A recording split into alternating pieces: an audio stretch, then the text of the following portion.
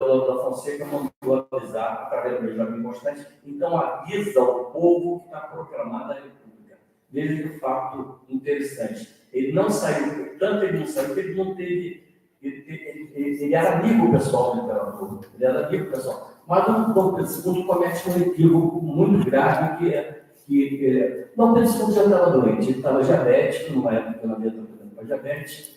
Ele nasceu em 25 e 89, portanto, ele estava com 64 anos. Ele vai morrer 2 anos depois, com 66 anos. E ele já não tinha a mesma vontade de governar. Ele sempre afirmava uma coisa, que ele não queria ser imperador. Quando esse texto que eu distribuí aí, tem uma passagem que fala isso, que queria ser professor, a tal ponto que ele ia para o Colégio Pedro II e dominava os alunos. Agora, é uma pessoa que prepara o país, dá todas as ferramentas possíveis para o país se desenvolver. Primeiro, em termos de ciência, para o Observatório Nacional, a Biblioteca Nacional, que o avô dele, o João VI, trouxe lá no desenvolve no governo dele, ele tem uma visão de educação e cultura muito profunda, ele financia o Pedro Américo, um pintor, que os quadros estão lá no Museu de Belas Artes do Rio de Janeiro, lá está. Ele financia o Carlos Gomes, da Ópera Guarani, na Itália. E mais um detalhe bastante interessante é que a Imperatriz Teresa Cristina também era intelectual. Ela não era uma pessoa desprovida de cultura. Ela conhecia arqueologia e ela financiava expedições de arqueologia. A coleção da Imperatriz Teresa Cristina é independente da coleção do Imperador Dom Pedro II. Se você vai no Museu Histórico Nacional, no Museu de História Natural, no Instituto Histórico e Geográfico Brasileiro, na Biblioteca Nacional, você vai ver que são diferentes as coleções. Ela tinha coleção própria, ela colecionava. Eu comparo a Teresa Cristina, guardadas devidas proporções, a Imperatriz Leopoldina, a primeira imperatriz, que foi casada com Dom Pedro I. Sendo que a Imperatriz Leopoldina viveu muito pouco tempo, né? Viveu de 28 para 29 anos. Mas a Imperatriz Leopoldina também era muito preparada. Então, nós vemos assim, eu quero dar uma visão geral do imperador nesse sentido. Outro detalhe é que quando o imperador Dom Pedro II viajava, ele não se impunha como imperador, ele viajava como cidadão. Pedro de Orleans de Bragança, ele viajava como imperador Dom Pedro II no Brasil. E quando ele é destronado do trono, ele vai para o exílio, vários países do mundo oferecem a ele o exílio. Itália, Espanha, Portugal, Rússia, Alemanha.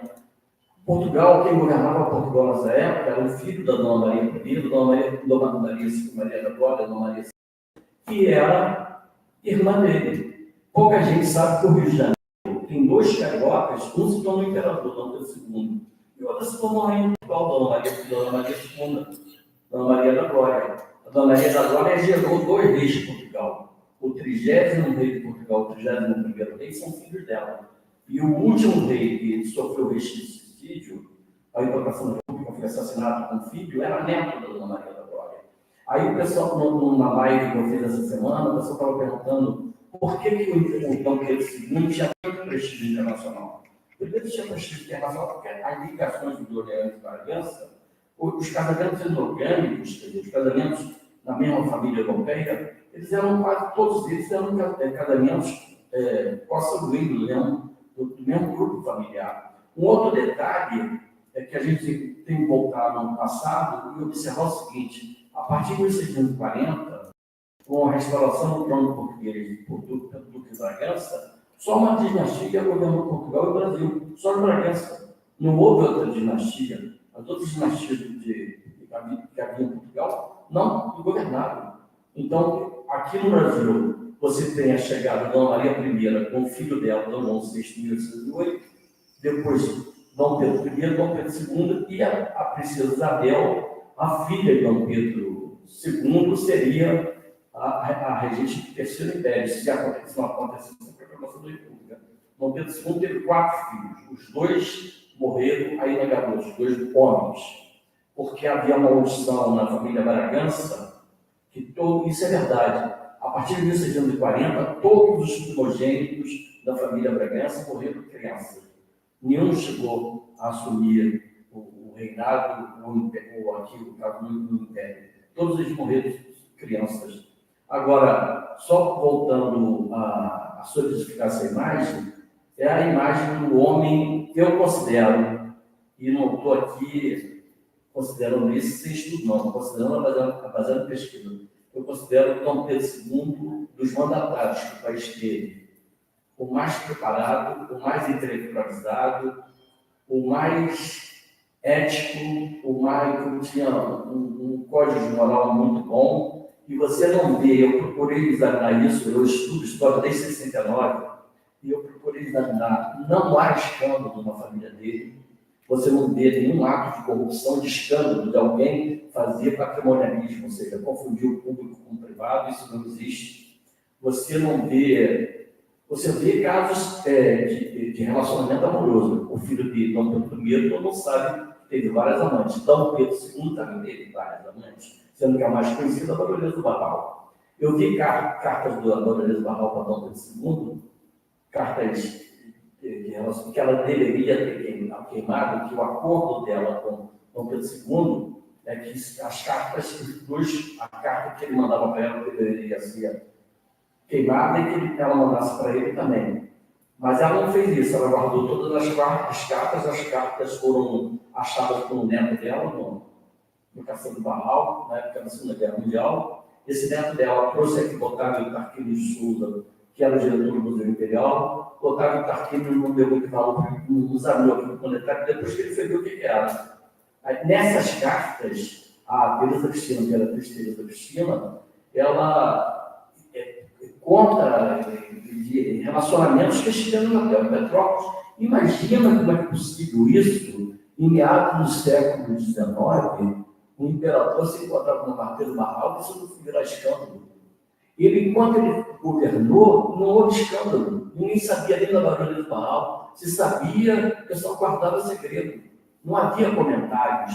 Ele era muito cioso da sua autoridade, não? Ele era muito cioso. E você veja esse detalhe. Então, isso aí não tem... Eu não tenho dúvida que ele teve mais do que a Baronesa do Barral, teve outros relacionamentos extraconjugais. Mas uma coisa que precisa ser respeitada é que a Teresa Cristina, a imperatriz Teresa Cristina, ela não se intrometia em coisas do governo, como você vai ter várias senhoras depois na República se intrometendo em coisas do governo. Mas ela mantinha a privacidade. Se ela falava alguma coisa, falava com ele só. Não havia isso. E não houve assim... Quando Dom Pedro II é destronado, ele estava em Petrópolis, ele desceu para o Rio de Janeiro, o Paço Imperial. Houve um movimento para ele resistir à proclamação da República. Havia uma passagem que existe até hoje no Paço Imperial, por trás. Ele poderia ter saído nos fundos do Paço Imperial. Eu não sei se fecharam a passagem. Iria para Petrópolis, e Petrópolis iria para o interior de Minas, para resistir ao golpe da proclamação, porque foi um golpe militar, foi um golpe mesmo. E se ele resistisse, provavelmente ele ficaria mais um tempo no governo. Mas talvez ele não tivesse mais saúde. E a princesa Isabel também, eu acho, a impressão que ela me dá é que ela não tinha vontade de governar, não tinha a firmeza de governar. Então não houve uma resistência, não houve uma resistência à questão da destinação. Ele foi destronado, ele ficou um tempo em Portugal, porque a esposa dele falece quando há um ato de banimento, a República bane eles, faz um ato de banimento, ou seja, eles não podem voltar para o Brasil. A Teresa Cristina, desgostosa, morre lá no Porto, é sepultada em Portugal. Ele não quer ficar em Portugal, ele não fica, ele não quer atrapalhar o governo do sobrinho neto dele. Vai para a França, ele escolhe uma república para governar, para o exílio dele, não escolhe nenhuma monarquia. E um fato mais importante, vou terminar as minhas palavras. Dom Pedro II teve um dos enterros mais majestosos, se a gente pode falar isso, de toda a história mundial. Todos os monarcas presidentes foram ao velório dele. O único país que não se fez representar, que é uma vergonha até isso, foi a República Brasileira. Eles não mandaram nenhum representante. Eles poderiam ter mandado vários representantes, não mandaram nenhum. Porque, na verdade, a República sempre teve medo da volta da monarquia. Na Constituição de 1891, no artigo 8º, se não me engano, estava lá, para encerrar, que o povo brasileiro precisava ser consultado qual era o regime que ele queria, monarquia ou república.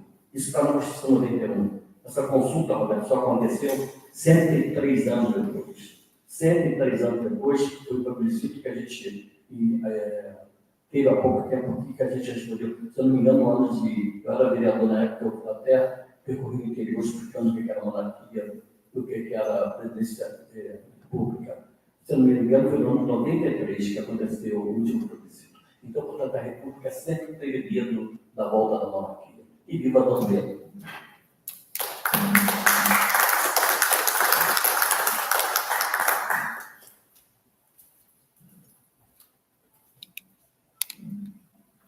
Vamos dar sequência à nossa atividade de hoje, sobre Dom Pedro II, e agora o professor Nicolas Teodorides, que é professor em História de 2 licenciaturas, um Associate Degree, 5 pós-graduações lá no Censo, 2 mestrados em História, um doutorado e um pós-doutorado em História. E ele vai falar para a gente sobre os verões da elite em Petrópolis.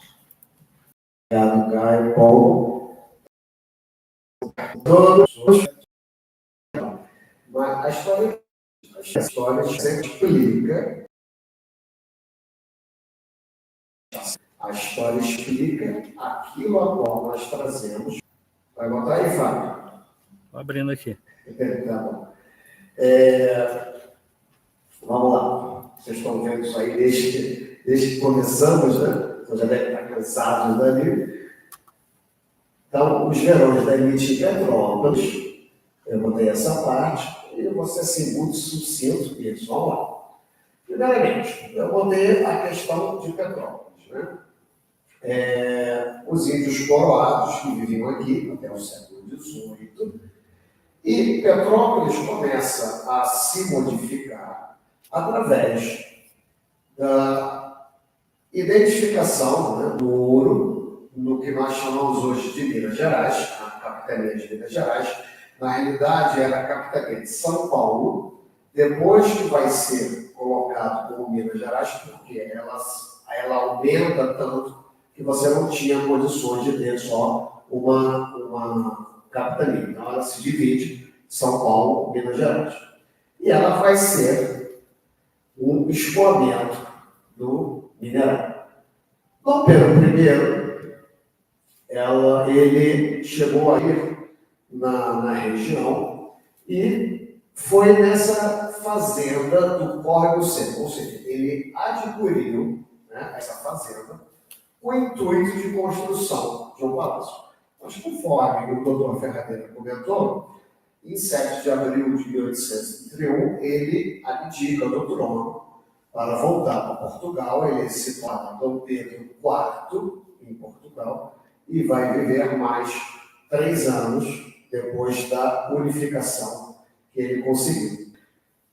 E nós só vamos ter alguma coisa posterior depois. Obrigado, Fábio. Em 1843, eu vou até ali a data, com esse espaço que já existia, o Dom Pedro II, ele vai começar. Nós já temos o processo de imigração no Brasil a partir da abertura dos portos em 1810. Nós vamos ter, lá foi tudo, né, que tem um processo de imigração. Nós vamos ter esse processo da imigração alemã, vindo a partir desse período. Óbvio que essa vinda de imigrantes ela só se torna mais efetiva a partir da década de 80, né, que é o período a qual você já está tendo uma substituição da mão de obra escrava para a mão de obra livre. Mas, o que nós vamos começar a observar? O Palácio de Verão, ele vai ser construído. E ela tem a sua inauguração em 1847. Tá? Quem vai em Petrópolis, todo mundo conhece, né? O Palácio de Cristal. O palácio a qual você depois vai ter aquela parte toda. E o Rio de Janeiro é interessante. Eu, dentro do meu doutorado e pós-doutorado, eu trabalhei com as fontes impressas, né? Ou seja, jornais. E nos jornais, a questão da febre amarela, da malária, de diversas doenças que assolavam o Rio de Janeiro. Então, é muito interessante você observar, porque quando eu estava lendo, estava analisando, Felipe, boa noite. Quando eu estou procurando algumas outras coisas, é impossível você não ler, né? Ou não deixar de ler determinadas informações. E isso era uma coisa que acontecia sempre, principalmente no verão. Então, o que acontecia a partir desse momento? A família Imperial, por uma questão, né, de saúde, ela deixava o Rio de Janeiro, a nossa antiga capital federal, e ia para Petrópolis, da onde ficava aproximadamente entre novembro e abril, que era um período de maior incidência de calor. Claro, por gentileza. Agora, um detalhe interessante. Hoje nós pegamos a Rio Teresópolis ou a Rio Petrópolis.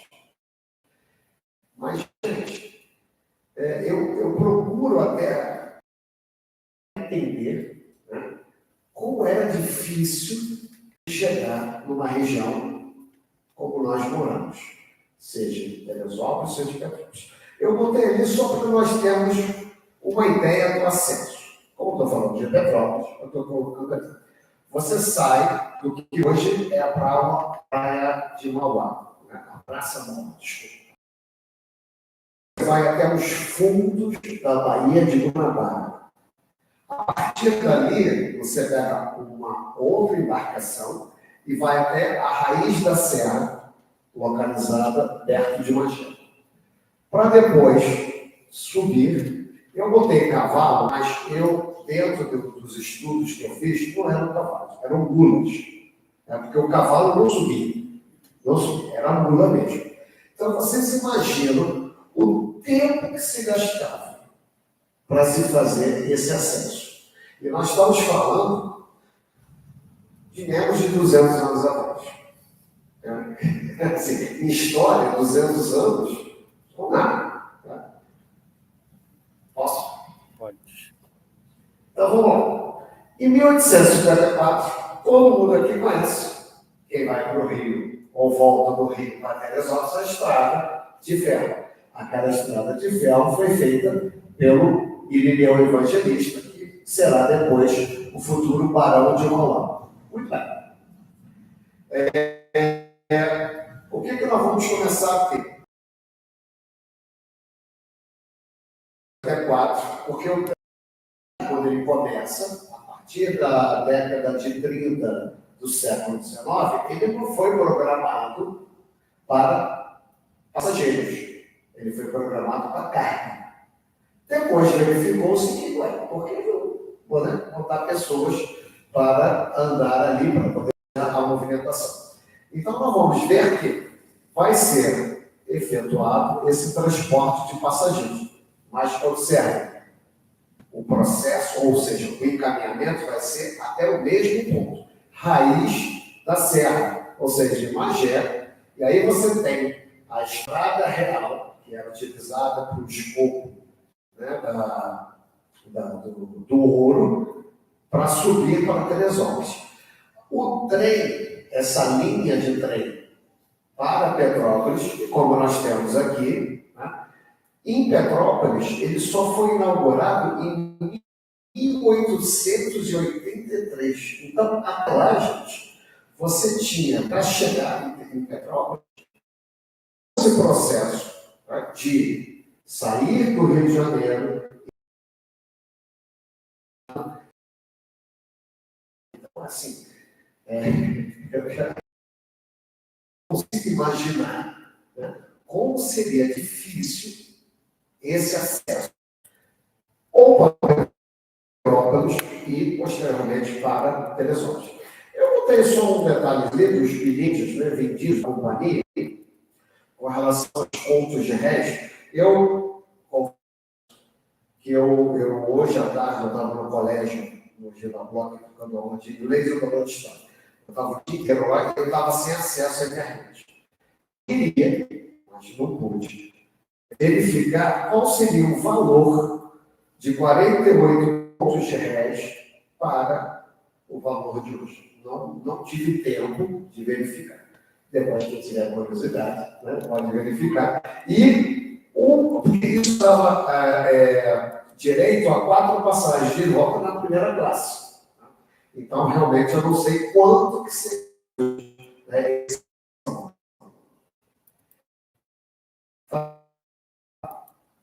Só um minutinho. Até hoje.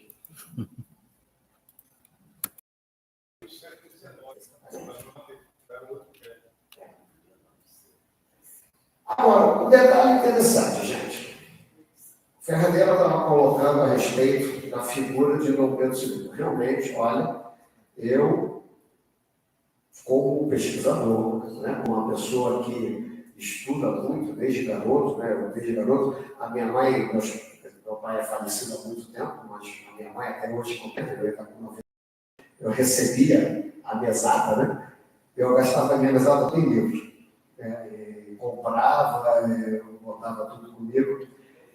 Eu sempre li muito desde garoto. Agora, o Dom Pedro II realmente foi uma pessoa, eu diria, muito fora da curva. Né? Em relação, como o Ferreira colocou, conheceu o Grão-Bel, onde estava sendo ainda evidenciada a questão do telefone, a questão do daguerreotipo, que é o precursor da fotografia. Ele era um cientista nato.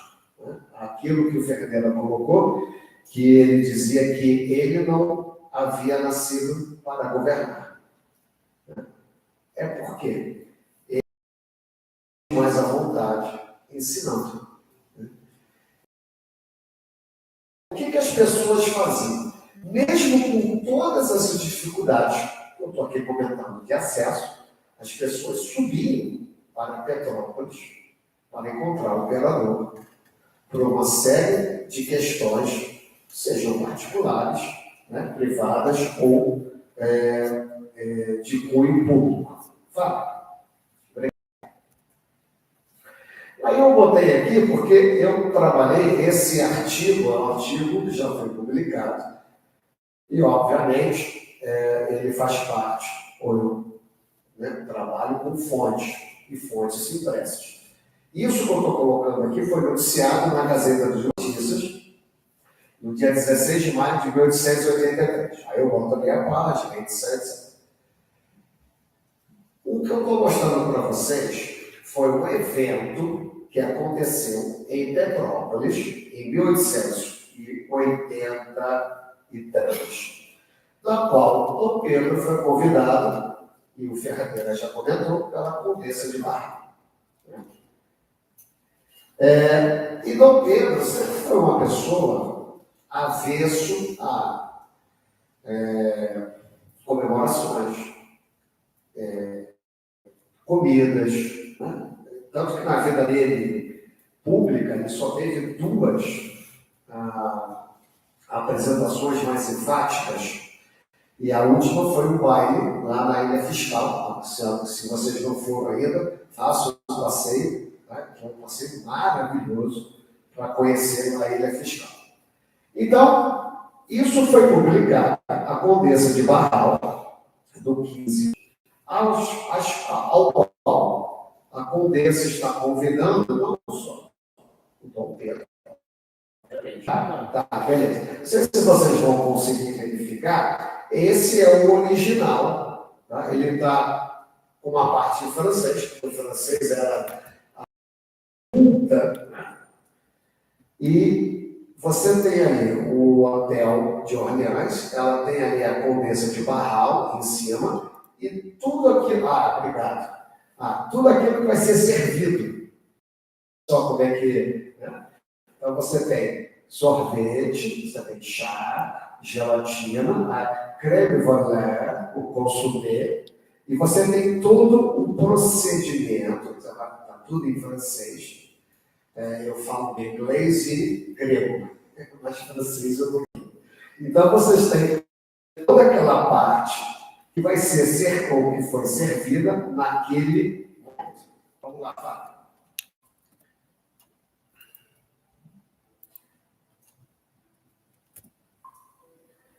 E aí, gente, por que eu escolhi essa parte para poder falar com vocês? Porque nesse período, em 1883,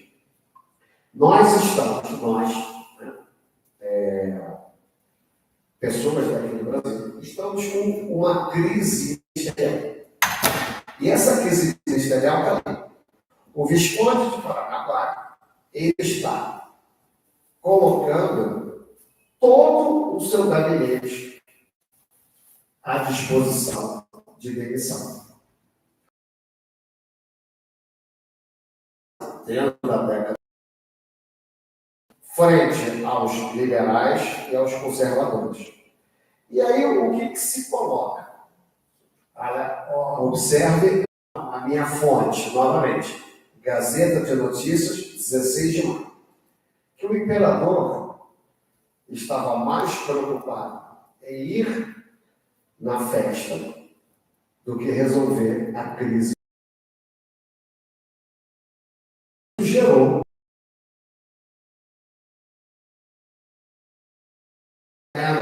Estou acompanhando, não? Então, mas nós, como historiadores, não só utilizamos uma fonte, nós utilizamos duas fontes, no mínimo. Aí peguei um outro jornal, o jornal Mercantil, mas esse jornal, ele era de Petrópolis. E ele já faz um posicionamento totalmente diferente. Vocês viram que o primeiro, que é do Rio de Janeiro, a Gazeta de Notícias, está fazendo uma crítica frente à falta de resposta do Dom Pedro II. Já o jornal Mercantil da cidade de Petrópolis coloca o seguinte, que fazendo uma grande festa diante o consórcio do seu filho. Observem as diferenças de observações entre uma fonte e outra. Então, você, assim, no meu caso, eu como pesquisador, né, você consegue observar essas diferenças. Né? A Condessa de Barral solenizou o Conselho Natural Peterlão. Já falei, a Comissão Imperial Geológica foi muito importante durante um período curto, mas foi criada por Dom Pedro. Interferência direta dele. Vamos. Agora, sobre o governo. Sobre música e poesia, ele não tem muita atuação, mas ele foi tradutor de poetas. E como música ele não tinha o dom do pai, mas ele tocava pelo menos violino, não sei se outros instrumentos também. Viagens. Ele fez muitas viagens dentro do Brasil, que eram gosto pessoal e governo. Só pôde viajar ao estrangeiro em 1871. O armistício da Guerra do Paraguai foi em 1º de março, ele viajou em junho ou julho. Foi a primeira viagem. A segunda em 76, 77, durou mais de um ano. E a terceira em 88, quando deixou a princesa Isabel e foi feita a abolição. E em todas as três, ele fez questão de ir ao Egito. E lá fez uma boa parte do acervo do Museu Nacional, que era todo Dom Pedro II. A múmia que ele recebeu na época, e tal coisa, foi queimada agora no incêndio. Vamos em frente. Agora sim, governo. Vou falar de 3 áreas: infraestrutura, educação e imagem. Infraestrutura é tudo muito rápido. Né? Vamos lá. Bom, primeiro, antes disso, em seu diário de 62, Pedro II declarou: nasci para consagrar-me às letras e às ciências, e a ocupar a posição política, preferia a de presidente da República ou ministro a ser imperador. É uma das frases. Vamos em frente. E lá. Água e esgoto. E eu botei também coleta de lixo. Bom, água. O Rio de Janeiro sempre padeceu por causa do crescimento de falta d'água. Quando ele assumiu o governo, basicamente era o fascista carioca, Floresta da Tijuca, que alimentava o Rio. E o governo brasileiro teve que começar a comprar fazendas e explorar outros rios. No governo dele exploraram o Rio Douro, Rio São Pedro, Rio Santo Antônio, Rio Tinguá. Nesses rios aí aconteceu uma coisa interessante, porque essas explorações todas desenvolviam as regiões das nascentes, né? Uma delas era Santana das Palmeiras, ficava na estrada de comércio, e que o barão de Batido Alferes quis fazer, transformar o nome da cidade em Isabelópolis, que já tinha Petrópolis e Teresópolis, ele quis fazer Isabelópolis. Mas a estrada de ferro Dom Pedro II acabou com a estrada do comércio e essa cidade hoje em dia é ruína, toda ruína. Uma coisinha interessante, que aqueles nomes estão associados, todos nós conhecemos: André Gustavo, Paulo de Fronte, que depois foi prefeito do Rio, André Antônio Rebouças, Conrado Jacó Niemeyer, que na verdade foram dois, pai e filho, Raimundo Belfort Roxo, Francisco Bicalho e Rodrigo Silva. Francisco Bicalho e Rodrigo Silva, numa visão negativa, porque eles não cumpriram o que deviam fazer como secretários de água no Rio de Janeiro. O que aconteceu no verão de 1889? Teve uma seca muito forte. Começou também outra crise de febre amarela. E a coisa estava meio esquisita, porque estava muito fácil criticar o governo por causa da abolição. Muita gente... Então, o governo estava debaixo de um tiroteio. E com a seca, faltou água, febre, e eles... Um jornal começou a dizer que o governo não faz nada e dava para trazer água aqui em 6 dias. Isso virou um mote. O governo não consegue 6 dias, abre 6 dias, abre 6 dias, e a coisa ficou tão feia que o governo resolveu fazer o seguinte: tá bom, eu vou botar aqui, quem me prometer que traz água em 6 dias está contratado. 90 contos de reais aí, não sei o que. Teve um maluco que foi lá e fez, que foi o tal do Paulo de Fronten, que tinha 29 anos na época. Depois ele foi um dos fundadores do Clube de Engenharia, acabou sendo inclusive prefeito do Rio. Mas ele conseguiu, não é que ele fez toda a tubulação, ele fez calhas, forrou as calhas e conseguiu abastecer um reservatório do Pedregulho, que era um reservatório enorme, que já trazia água para cá. Ele fez uma obra de 6 quilômetros e tal, conseguiu botar água no Rio em 6 dias, até porque, para a sorte dele, durante esses 6 dias choveu muito. Então, ele conseguiu superar até o coisa. Então, essa crise de secretário em 6 dias é um negócio que é bastante interessante. Eles são de 1700 e pouco, são bem anteriores.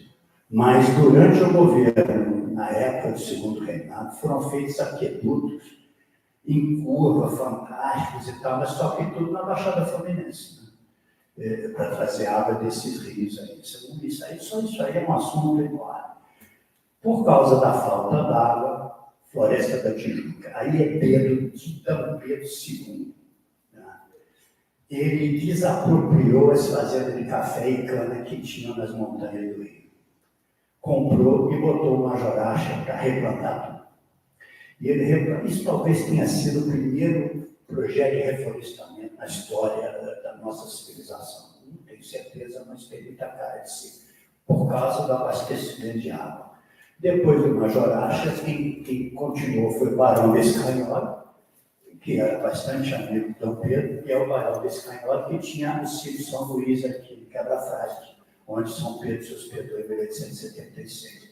O Barão de Escanhola morou dentro da Floresta da Tijuca, naquela casa que hoje é o restaurante Esquilo.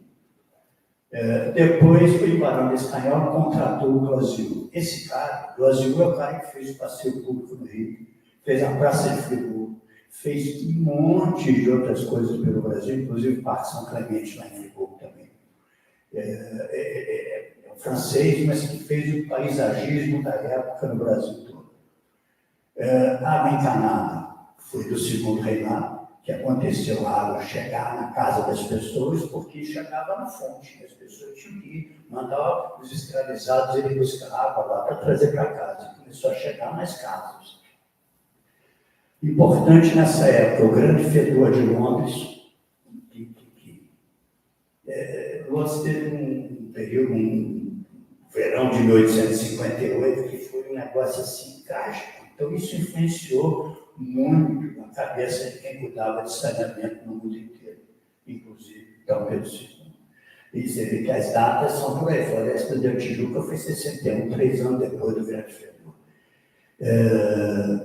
Em 1853, o John, na Praia do Russell, o John Frederick Russell, e depois o Rio de Janeiro City Improvement receberam contratos do governo para tratar esgoto.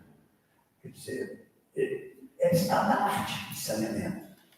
Coleta de lixo, o que acontecia? Naquela época era tudo cavalo e mula, então precisava organizar serviço de coletar aquilo que o cavalo e a mula deixavam pelo caminho. E na década de 30 já tinha uma lei que proibia jogar lixo na rua, mas ninguém obedecia. Então, só lá para a década de 70 que um francês, Pedro Aleixo, qualquer coisa aí, Garfi, recebeu um contrato do governo para juntar o lixo todo e levar para um depósito de lixo que era numa das ilhas que depois ele era da Sapucaia, depois virou Ilha do Fundão, e incinerava o lixo na década de 70 do século XIX.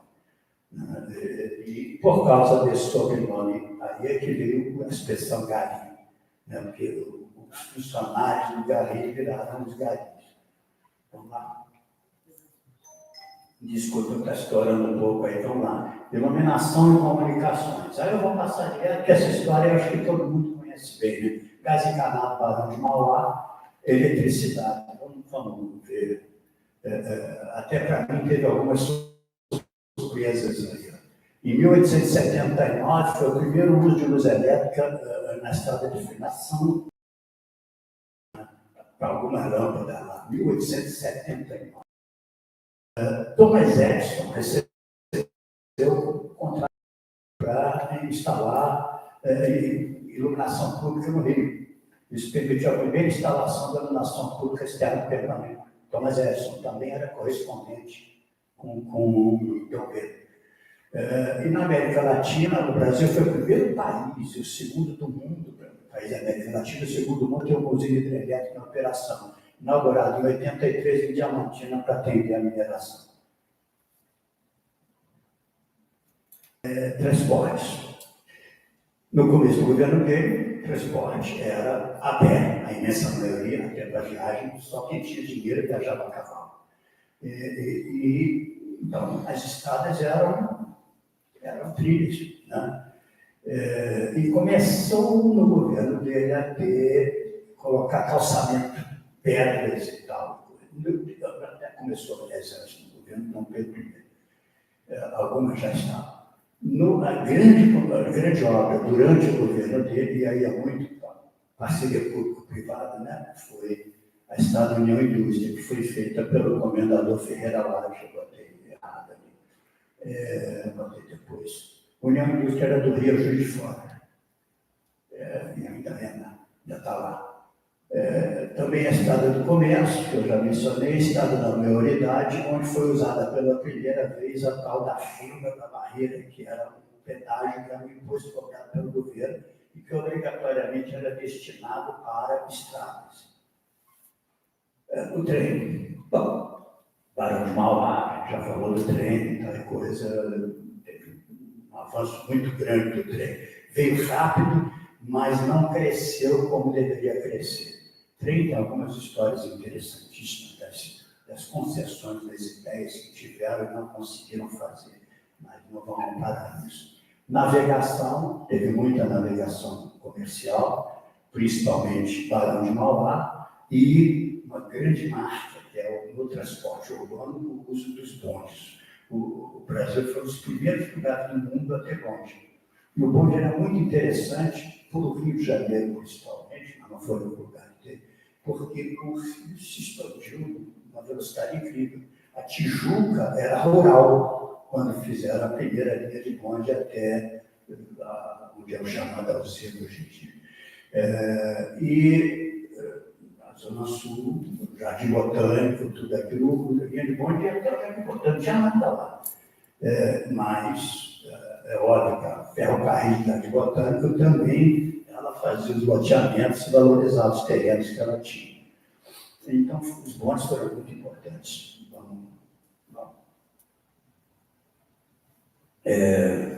Indústria. Bom, uma parte a gente vê nas exposições do que a indústria brasileira mostrava era alimentos e bebidas. Vamos lembrar que açúcar é uma indústria.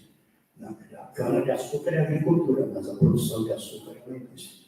Bebidas, tecelagem, couro. Então, é uma indústria muito incipiente, muito, vamos dizer, primitiva, uma indústria pesada. Como começaram a descobrir minério de ferro, e o ferro começou a ser muito usado, fizeram tentativa de siderurgia e metalurgia. Algumas pequenas iniciativas conseguiram, mas siderurgia tentaram 2, 3 vezes e até o fim do governo não era uma coisa que deslanchava. Primeiro que para ter o forno bom precisava funcionar 24 horas. Você desliga um forno, você tem que se esquentar ele mais 5, 6 dias. E isso não ia bem. Apesar da experiência que o Banhagem pegou com o José Bonifácio e tudo, mas foi uma dificuldade que o Brasil teve. Indústria naval, Guerra do Paraguai. Guerra do Paraguai desenvolveu a indústria naval, o Brasil precisou saltar do navio de madeira à vela para navios encouraçados a vapor em um período de 2 anos. Em 65, a Guerra do Paraguai começou em 64, acabou em 71. Em 65, o Brasil já estava produzindo encouraçados a vapor, e colocando lá para as batalhas na Guerra do Paraguai. E daí tomou algum impulso, né? Pouco depois o próprio Mauá teve um estaleiro e começou a aparecer outros. Estaleiro de indústria naval brasileira, lembram do Galeão, na Ilha do Governador, por que ela tem esse nome? Na época que era portuguesa, que o Brasil era Portugal, foi feito um galeão naquela região. E isso foi simplesmente o maior navio do mundo na época. Então o Brasil já era aventureiro por aí, mas era aventureiro. Ela só foi se consolidar mesmo aí por causa da Guerra do Paraguai. Surgiram alguns nomes que tiveram destaque internacional: Napoleão Level, Trajano de Carvalho, Carlos Draconô, João Canto Brasil, que era militar da Marinha. Esse Trajano de Carvalho, ele mudou, ele fez pesquisas e criou a Carena Trajano, em 68, que foi considerada um avanço imenso no mundo inteiro de engenharia naval, que era um casco que reduzia o atrito, aumentava a estabilidade, economizava 30% de combustível, e foi assim, muito bem visto. Dom Pedro acompanhava isso tudo, tanto que a primeira corveta feita no Arsenal de Marinha no Rio, com a Carena Trajano, Dom Pedro sugeriu que fosse corveta Trajano. Foi a ideia de Dom Pedro. Ele estava sempre antenado na tecnologia. Aí o primeiro navio era em 52, o primeiro encoraçado em 65, o primeiro de construção inteiramente metálica em 83, apesar da dificuldade com a siderurgia. Vamos lá, Fábio. Bom, educação. Eu separei educação básica e superior, mas eu vou pegar quase que só aquilo ali. Eu tenho um historiador, Max Floyd, fala, em 1844, logo depois da maioridade, o Rio de Janeiro tem 16 escolas públicas e 34 colégios particulares. Em 60, as escolas públicas são 3.516, com mais de 115 mil alunos. Em 89, 300 mil alunos frequentando 7.500 escolas. Tem uma outra fonte que me deu números bem diferentes. O primeiro é igual, em 1870, 281 escolas públicas primárias, sendo 150 masculinas, 121 femininas. Em 89, 45 mil alunos no país inteiro. Então, tem divergências. Eu não tive tempo de buscar qual dado é mais confiável, mas mesmo o dado menor dá muito a ideia de que Dom Pedro fez. Ele remunerava os professores básicos, ele dava muito mais valor ao ensino básico. É uma avaliação de que os professores recebiam o triplo do que ganham hoje. E batem na tecla de que a taxa de remuneração social do ensino básico está acima do ensino superior. O Colégio Pedro II não foi criado por ele, foi criado quando ele era menor de idade, foi transformado, já existia, mudaram o nome e tal, mas ele sempre apoiou muito o Colégio Pedro II, a ponto de ir lá, dar aula, fazer exame oral e tal. Vamos? Outro aspecto é as duas filhas dele. Ele deu uma educação como se fosse a chamada de masculina, preparou as duas para serem completamente bem formadas. E pouco depois disso, isso foi na década de 50 para 60, em 79 teve um decreto imperial em que as mulheres poderiam frequentar escolas superiores. E além do mais, ele, Dom Pedro, tem participação direta na instituição para alunos com deficiência, como instituição para surdos, etc, etc. Vamos. Faculdades, universidade não existia nenhuma. As faculdades que existiam nessa época tinha duas de direito criadas, Dom Pedro I, no mesmo dia, 1807, e Olinda em São Paulo. Medicina, na Bahia, já criada Dom João VI, e no Rio de Janeiro, em 32. Faculdade na área de engenharia tinha a Politécnica do Rio, que virou a UFRJ, 1792, e a Escola de Minas, no Ouro Preto, 76. A Escola de Minas também ia na metalurgia, que era uma deficiência brasileira. Por que ali tem 1792? Porque ela começou a Escola Politécnica como uma academia militar. Então, o militar podia ter estudo superior no Brasil. Antes disso, o governo português não deixava. Então, a Universidade de Coimbra era onde os filhos da elite iam estudar. Aí vamos lá no tal do bolsinho do imperador, que os dois três já falaram, então eu não vou nem entrar muito. A condição imposta pelo soberano para ele financiar estudos era uma só. Os bolsistas tinham que prestar contas a cada 6 meses e tinham que retornar ao Brasil para aplicar o conhecimento aqui. Maria Augusta Generoso Estrela, ele pagou a Universidade de Medicina dela nos Estados Unidos. Esse negócio foi parar naquela novela que teve há pouco tempo sobre o Dom Pedro. Para isso, Júlio César Ribeiro de Souza, ele pagou para estudar em Paris. Esse cara, ele foi o primeiro engenheiro aeronáutico do Brasil e ele conseguiu fazer um balão dirigível na década de 80.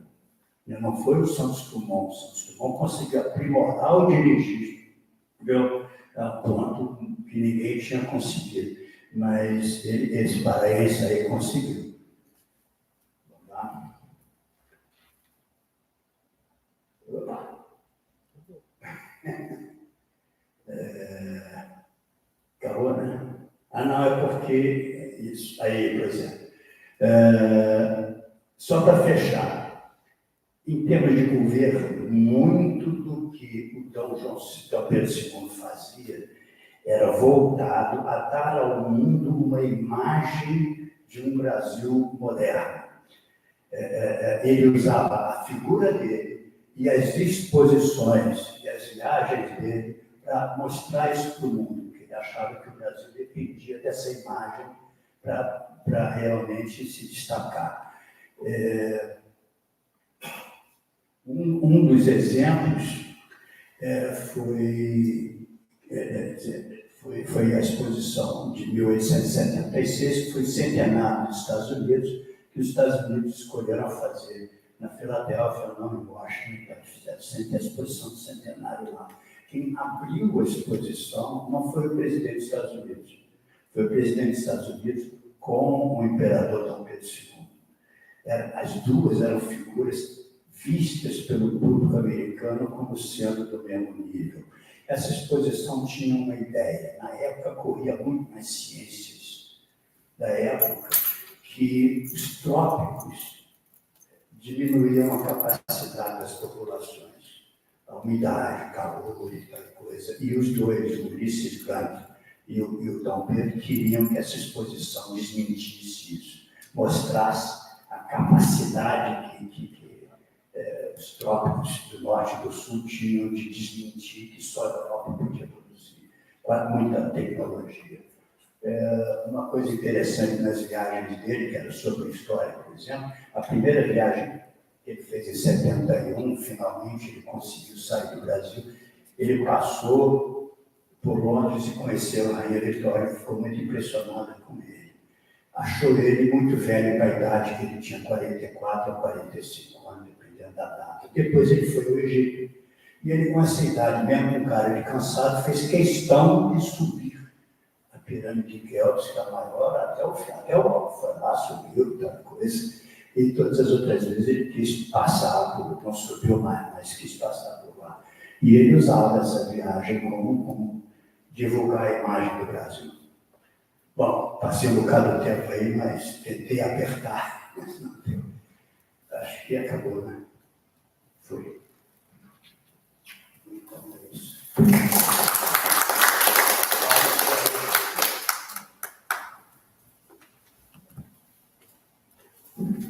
Convidar o Ferrareira para vir aqui para fazer o debate e o encerramento.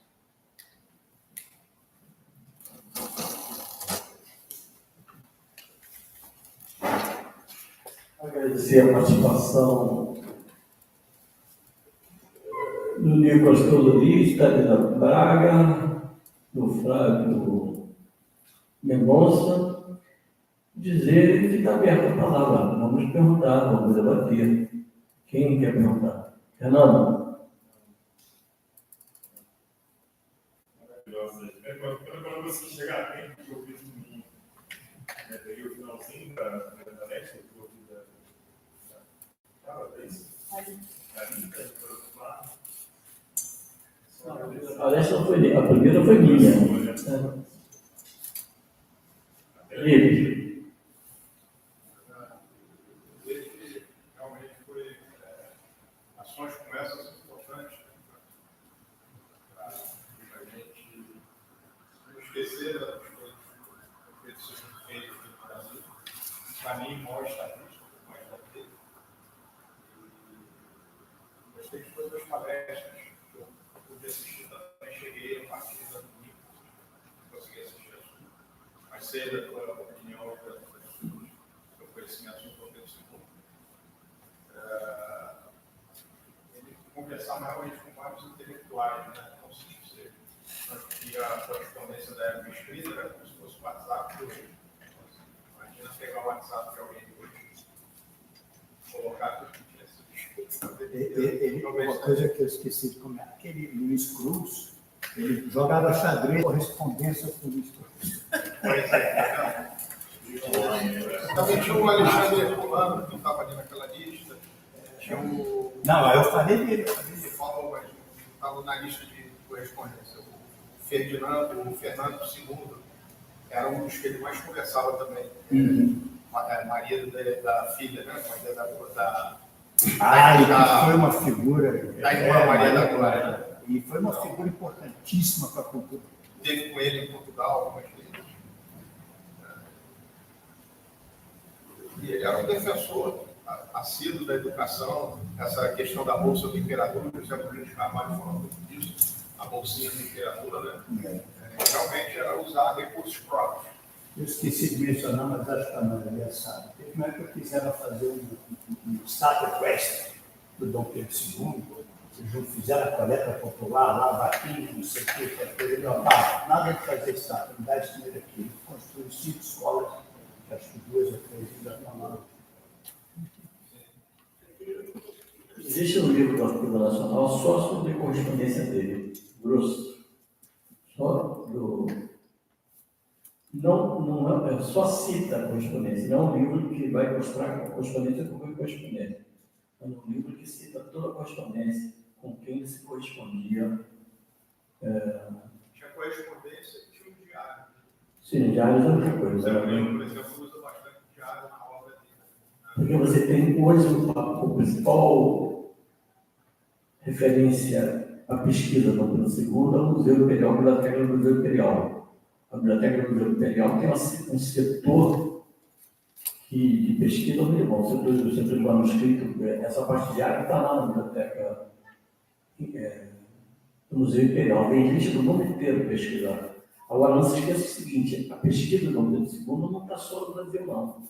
Você tem na Universidade de Salamanca, na Espanha, você tem na Sorbonne, Santiago de Compostela, está muito na Itália, né? Principalmente também, então tem muito documento, né? Então está muito. Você não tem um dos livros principais da biografia, a fala do imperador da Nils Weiss, mas não esgota o tema. Ou seja, você tem várias pessoas que escreveram sobre Dom Pedro II e continuam escrevendo, né?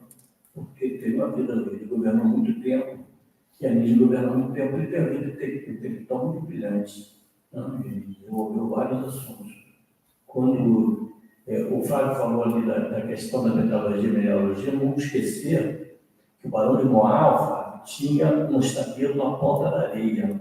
E foi lá onde desenvolveu os navios, o acordo na Guerra do Paraguai, e o imperador não quis botar dinheiro na Guerra do Paraguai, mas obrigou o Barão de Moá a financiar a Guerra do Paraguai. Então, o Barão de Moá construiu muitos navios lá na Ponta da Areia para a Guerra do Paraguai. Foram usados para a guerra. E depois a ruína do Barão de Moá começa com incêndio no Ponta da Areia, que provavelmente foi uma sabotagem, porque o Barão de Moá era muito invejado pela corte de Dom Pedro II. Conta um fato que isso pode ser lenda, mas pode ser verdade. Que quando o Barão de Moá fez a estrada de ferro para Petrópolis, ele na inauguração, ele mandou fazer um carrinho de mão numa pá de prata e pediu para o imperador colocar a primeira estaca. Parece que isso não foi bem visto pelo imperador e a partir desse momento houve uma certa animosidade entre os dois, mas eu acho que a questão fundamental foi econômica. O Barão de Moá chegou numa época na vida dele e tinha mais dinheiro do que o próprio Império Brasileiro. Se tu pegasse todo o produto interno bruto do Império e pegasse a fortuna do Barão de Moá, a fortuna do Barão de Moá era muito maior. E o Barão de Moá, mesmo com esse dinheiro todo, foi a falência. O maior documento de história, quem é historiador não pode deixar de ter esse documento. Carta dos Credores, em que o Barão de Moá escreve os credores e morre pagando todas as dívidas. Ele está um dos poucos empresários do Brasil, que não fica devendo tostão a ninguém. Ele morreu no trem, vindo ainda de Petrópolis, agora não tenho certeza se foi descendo, ele morava em Petrópolis, e há pouco tempo eu tinha um sepultamento de um amigo meu, que eu tenho o hábito de andar em cemitério. Eu estava andando no cemitério e encontrei a sepultura do Barão de Moá. Vocês sabem onde ele está sepultado? Alguém sabe?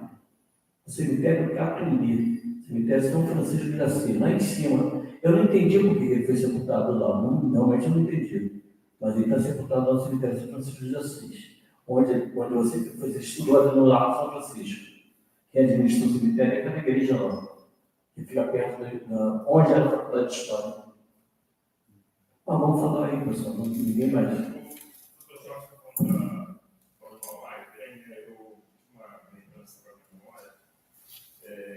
trem saía de Paraíba, em Petrópolis, né? E a estrada União Indústria, ela, grande parte do leito dela, né, as pessoas utilizam normalmente, sente. Ela se confunde com a cidade de Petrópolis, chamando de Rio Branco, e a quantificação que chamamos de União Indústria, se a gente pegar a gente Correias e diante, ela vai trazer de fora. Ela vai picotando, disseccionada, mas tem um desenho muito interessante que mostra o próprio desenho da engenharia, né, da época, que é a Serra da Estrela, que parte com garrafa, de detalhe, assim, é uma cidade que tem um trânsito muito grande, inclusive, e a rota de fuga, entre aspas, quando tem um acidente na Serra de Petrópolis, geralmente fala que Serra do Rio Petrópolis não é indústria, não é na Serra do Rio Petrópolis, Costa do Xerém, né, que a gente conhece, é da Serra da Estrela, que posso interpretar. E eu lembro, quando criança ainda, aquele trecho ali, depois do vindo para Teresópolis, depois do primeiro pedágio, do antigo pedágio, que está ativado, em seguida a gente já tem pela pegada de Moncada, tem estação de trem de Moncada, escrito de dinheiro e vendo, e a esquerda vai pegar, mas vai ter um viaduto hoje em dia ali. Aí tinha uma placa que ainda existe, você está cruzando a primeira ferrovia do Brasil. Só que não sei se vocês lembram, né? Tinha uns. A estrada ainda não era duplicada, eu lembro, eu tinha 7, tinha um trilho de passagem, era um trilho de passagem, eu lembro desse trilho. Depois duplicaram, aí depois com a CRT em 96, fizeram uma obra de ampliação, para começar a pensar na viaduta e tiraram o trilho ou taparam o trilho. Talvez tenha trilho de mais para trás falta. Porque agora é um viaduto. O Fernando foi um dos outros palestrantes do nosso curso aqui. O Fernando é geógrafo, que trabalha com nós, justiça, só para não saber o que está falando. Claro, alguma pergunta, mais alguém? Uma coisa só que vale a pena falar, porque história, o Varnage, quando ele fez História Geral do Brasil, ele conseguiu fazer o IHGB conseguiu fazer, mudar, implantar como regra básica para se fazer história, usar as fontes originais. É uma coisa atribuída ao Varnage. Não sei se é bem atribuído ou não, mas é que a gente acha que as coisas como são feitas hoje são feitas há 300 anos. O pessoal fazia história contando como queria contar, e não tinha documentos, Portugal tinha torre de pombo, mas não era bem assim o resto do mundo. Bom, só que ele comentou, o Cônego Januário, quando fundou o IHGB em 1938, as primeiras reuniões foi no Paço Imperial. E o Dom Pedro II estava com 13 anos de idade, já é protetor do IHGB. Ele sempre compareceu às sessões do IHGB, é o que ele falou mesmo. O Prudente de Moraes, quando quer ser o presidente do Brasil, quando foi numa reunião, também isso aí é um bom senso, né? Eu acho que é um bom senso, né? Uma pessoa que fica frequente com o Instituto de 1838 até 1839, ou seja, 51 anos, tem uma atividade intelectual intensa, que orienta, financia várias pesquisas do IHGB, porque o IHGB, na verdade, as coleções não estão da Teresa Cristina do II, não estão só na Biblioteca Nacional, não. Tem muita coisa no Museu do IHGB. Não, é a coleção que ele, Dom Pedro, apelidou de coleção Dona Teresa Cristina. Sim, tem uma na Biblioteca Nacional, mas tem muita coisa no IHGB também. Não é só na Biblioteca Nacional. O IHGB é um acervo das coleções deles, uma parte está no IHGB. Não, só esclarecendo. É porque costuma-se dizer, chamar, eu mexo muito com fotografia, então a coleção Teresa Cristina é tido como mais fotos da coleção dele. Não. Ele definiu lá que os 60 mil livros que estavam não sei onde e as 25 mil fotos, essas vão para a Biblioteca Nacional e eu quero que chame de coleção Dona Teresa Cristina Maria. Mas não eram nem dela, era todos dele. Agora, além disso... Outra coisa, tem impressão de minerais. Eu presidi o grupo de pesquisa do professor Milan em 69, sou velho. E em 69, o IHGB já tinha, eles davam para pesquisadores uma reprodução de uma caixa com todos os minerais que a Teresa Cristina trouxe lá da Sicília, da Itália, que ela trouxe e mandou, e ela continuou financiando expedições, e ela também tinha essa parte de mineralogia, porque talvez por influência do Zé Bonifácio, ele sempre se dedicou a isso. E aí, quando ele esteve no exílio, em Paris, ele dizia disso.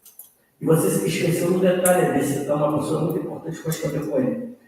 E Mendelejev, o autor da tabela periódica dos elementos, era amigo de Dom Pedro II. Pouca gente sabe disso. E o Mendelejev é um dos caras mais importantes, entendeu? Porque é fundamental para a química. Sem Mendelejev não havia química. O Mendelejev conseguiu fazer a tabela periódica com todos os elementos, deixou espaço para os elementos transurânicos, que não se sabia na época. Ele deixou espaço para a classificação humana. Então, esses veja a figura fantástica que é ele. Eu vou fazer uma pergunta a vocês. Quem vocês acham, pelo conhecimento de vocês, que se aproxima mais da capacidade cultural do Dom Pedro II, que presidiu o Brasil, governou o Brasil? A pergunta está feita. Vamos pensar um pouquinho. Quem é o... desses presidentes todos que apareceram no Brasil, qual que tem... que seja mais próximo dele? Não dá para comparar, Zé. Dá para você fazer uma comparação do momento com o outro. Não, mas ele também fala do governo. Não, não é do governo, da capacidade intelectual. Como que você iria ser uma pessoa culta e bem formada em 1840? Como você seria uma pessoa culta e bem formada em 1940 e como você seria em 2020? Então, são tempos diferentes. Nós tivemos um presidente agora que tem uma boa formação. Sim, claro. Mas dentro de uma nova lógica para isso. Né? Agora, a capacidade política da pessoa, ela não vai medir pela quantidade de conhecimento que a pessoa tem. Sim, mas não fez isso também. Isso é uma questão que a gente tem que deixar isso muito bem claro no processo. Mas dos que são hoje, que a gente vê que teve uma formação assim, ampla e bem influenciada, eu acredito que é os mais intelectualizados. Sim, mas como estadista, a opinião que eu tenho, e até uma opinião muito controversa, mas ele governou sob ditadura no período de 30 a 37, o governo democrático. Em 37 ele instalou o Estado Novo, depois voltou para o voto popular. O Getúlio foi uma das pessoas, politicamente, que mais produziu em termos, tanto na parte da formação do parque industrial, da defesa do petróleo, da legislação trabalhista. Quer dizer, o Getúlio colocou a mão dele quase em tudo. Uma pena que ele, no segundo governo dele, 51, 54, tenha sido levado ao suicídio. Porque, no outro dia, eu vi uma afirmação de um historiador, ele fez num programa de televisão, ele estava sendo entrevistado por hoje um dos maiores intelectuais do Brasil, eu esqueci o nome dele. Ele tem um programa de televisão, ele do ICL, Instituto de Cultura Liberta. Qual é o nome dele? Bom, aí ele perguntou para ele, aí o cara afirmou o seguinte, que o Lacerda fazia muito diferente do Getúlio. Quer dizer, o Lacerda diretamente pegou o Getúlio. O Lacerda falava que se o Getúlio não poderia ser candidato, 50 em 50, não poderia ser eleito, e se eleito não podia governar. O Lacerda não falou isso para o Getúlio, o Lacerda falou isso para o Juscelino Kubitschek. Tanto que quem garantiu a posse do Juscelino foi o avô desse garoto que é historiador, Felipe Lott, que é o Marechal Lott que eu conheci. Quem garantiu a posse do Lott em 53 foi... Quem garantiu a posse do Juscelino em 53 foi o Marechal Lott. E aí você vê, mas eu considero Getúlio, muita gente nem entende isso. Eu tenho um grupo de historiadores que botava como na capa, eu botava o Getúlio. Getúlio era muito marqueteiro, uma fotografia do Getúlio com o povo e os pessoal de terno e descalço. O pessoal botava paletó, gravata, o Getúlio no meio, depois eu botava o grupo aí. E de terno, o Getúlio era muito marqueteiro e era muito político. E como eu nasci naquela região aqui, eu frequentei muito próximo do Catete. E eu observei na biblioteca do Getúlio, eu vi, o Getúlio conhecia muito ciência jurídica, tudo que é livro de direito, quando ele chamou Francisco Campo, o Chico Ciência, para fazer a Constituição 37, a polaca, que determina o Estado Novo, ele praticamente, eu não sei se foi o Chico Ciência que fez todas as alterações, ou o Getúlio tinha anotado aquilo tudo. O Getúlio não era uma pessoa inteligente, muito inteligente. E ele estava inteligente que ele negociou com o Roosevelt, todo mundo ficou naquela jogada entre a Alemanha e os Estados Unidos, e conseguiu que faria esse política nacional. Então, eu acho, comparando, assim, como, não com nível intelectual, mas comparando com ações de governo, eu comparo o Getúlio ao Pedro II. Eu acho que o senhor, como continue. Não, vai ser tudo na área política, aí você vai Vai explicar os tempos são diferentes, as lógicas são diferentes. Em termos de formação intelectual, eu tive uma formação intelectual prática, né? Uma pessoa que foi preparada. Mas eu acho que em termos de produção, é tudo igual e patriotismo também. Talvez um grande presidente que não governou seria o presidente, né? Ele é jurista também de primeira, tinha se preparado muito. De formação. Governador de Minas, tinha uma formação excelente. De formação, mas não de vocação política, Darcy Ribeiro. Ah, sim, fantástico. Intelectual de ponta do Brasil. Principalmente na educação. Darcy Ribeiro é o meu intelectual de ponta do Brasil. Eu lembrei de uma coisa que eu falei no Juscelino, eu me lembrei, tinha curso lá, mas não dá para falar, mas é muito interessante. Aquele Luiz Cruz, que foi diretor do Observatório Nacional, jogava xadrez, foi correspondência, depois ele fez uma coisa chamada Missão Cruz. Quem já ouviu falar disso?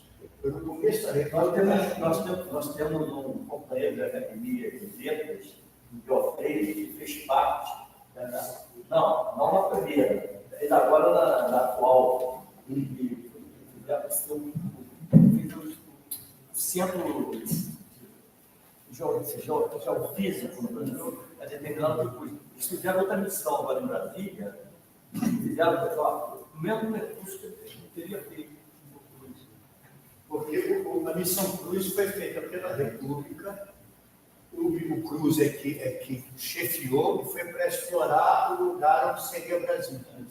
E aí, o que acontece? Foi uma invenção da República, senão, na Constituição de 91, já está especificado que a capital será mudada para o Planalto Central. E aí, de onde veio isso? Sabe o que eu fazendo pesquisa para isso agora? É porque eu fui ver quem foi que teve a ideia primeiro, José Bonifácio, depois da Grécia. E sabe por quê? Autoritarismo, que mantendo a corte longe do povo, seria mais fácil de governar. Por isso que o Jânio não conseguiu repetir. É isso aí, pessoal. Muito obrigado a todos, boa noite. E até o ano que vem, com outros cursos, outras palestras.